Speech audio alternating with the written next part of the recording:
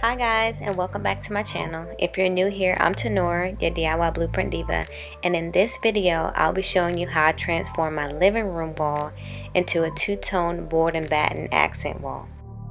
As you can see, it started off blue, but this was only temporary as I didn't really have a vision for the space yet, so stay tuned to see how it turned out.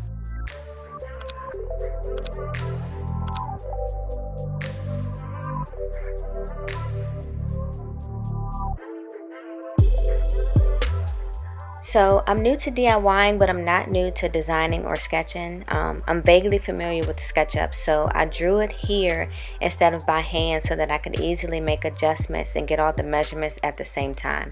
This started off as 3 rows of squares and I didn't like how it looked, so I ended up changing it to 2. After I knew how many boards and everything I needed, I went to pick them up and I decided to go with 2.5 inch by 8 foot boards and just regular pine. I wanted this to be cost effective, so I went that route first and just made sure that they were straight and flat. But you will see I ended up using some prime boards towards the end. Since I didn't go with the select pine or the primed wood to start off with, I went ahead and sanded all of these down really smooth and wiped them off and put 1 coat of paint on them because I wanted to see what the color was going to look like, and also it would be easier, you know, to just do a second coat instead of trying to fully cover these boards while they were on the wall. Trying to think smarter, work smarter, not harder, I think it's the saying. Anyway, I loved how the wood grain was showing through on these boards, and with that I knew I made the right decision.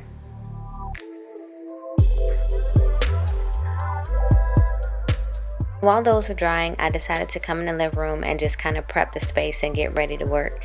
This was sort of kind of like the final look of my living room before I started this project, which it wasn't so bad, but I knew I wanted something different. Of course, while I was looking for ideas, I came across this board and batten wall, and I just thought it would be the perfect addition to my living room. I could not tell you what I did in between moving the furniture and measuring this wall for it to get dark that fast, but I just basically put my straight line on the wall that would give me my starting guide for the next day. I had a laser level that I never used before, so I knew I was going to use it with this project, but for some reason I think it was a user error because it just was not working for me. Luckily I had my line already drawn on the wall, so I used that as my guide, and then that first piece went on fairly smooth. I realized the hardest part is always putting that first piece up, but once I got it up and it was straight and level, I was on a roll after that.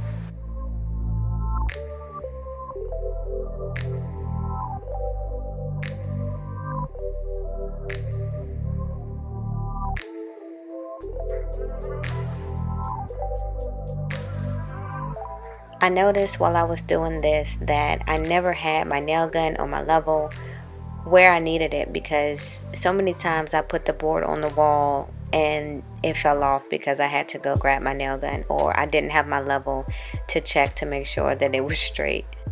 Even though I had all of my dimensions written down, I still decided to cut and measure everything as I needed it because I didn't want to mess up or cut anything too short and end up wasting boards. Of course, my walls wouldn't be perfectly plumb or straight because this right side of the wall was definitely bowed and concaved in certain areas, so my nails weren't sticking in the wall, and I didn't want to screw them in just because I didn't want to go through trying to find the stud and stuff like that, so I ended up putting some tape on it. I don't know if that did anything or not, but it made me feel better about it.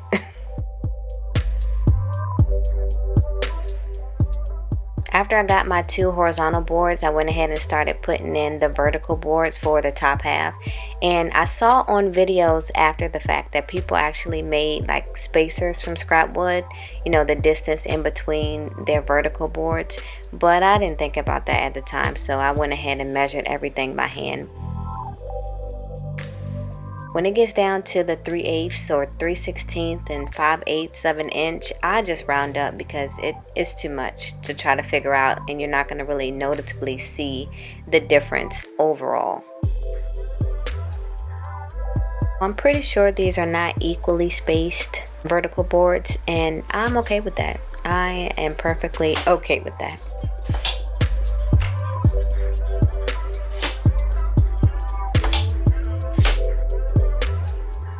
So once I got all of the vertical boards up, I went ahead and started on the ledge that was going above the bottom half of the wall. And I purchased the white prime boards at this point, and I really started to see what it would look like for it to be two-toned, as you can see here, because initially I wanted this whole wall to be green. So this was a subtle change that literally happened in the process of building the wall.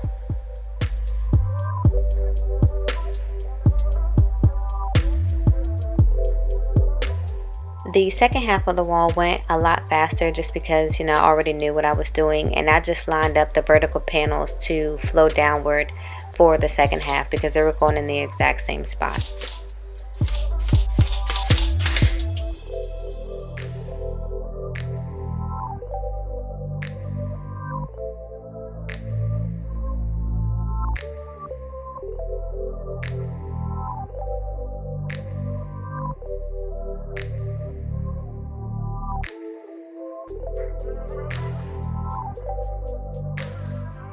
I don't even know what day we're on at this point because I definitely took my time with this project, but after all the boards were up, I went ahead and filled in all of the mini nail holes, and I used the wood putty to fill in any of the gaps and the seams that were caused by the boards not sitting flush on the wall. I wiped the wall down with a tack cloth to remove all of the remaining dust and debris, and then I taped around the wall to get ready to paint because I'm a stickler for clean lines, and I typically will get paint somewhere it is not supposed to be.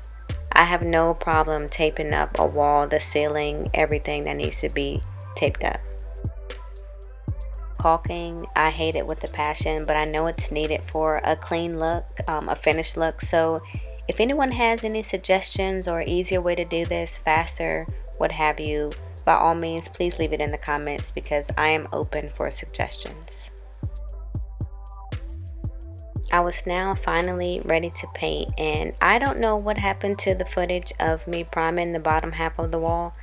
I don't even know if I recorded it, but I did put one coat of primer on the bottom half of the wall, and then I started on the top half so that I could be completely done. When I say I started to get excited seeing this green and this white together as I was painting this wall, it was just amazing. Peeling off tape when there's no leakage involved is satisfying, and I don't know why, but those lines were crisp as I don't know what, and I loved every bit of detail that it gave.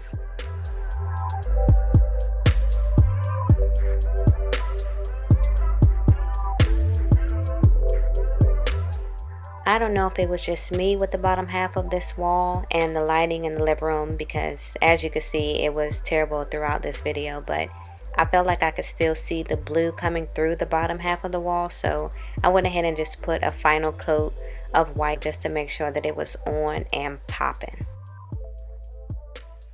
The blue wall definitely served its purpose, and it gave me the look that I needed starting off. But man, the aftermath of this green and white wall just took my living room up to a whole new level.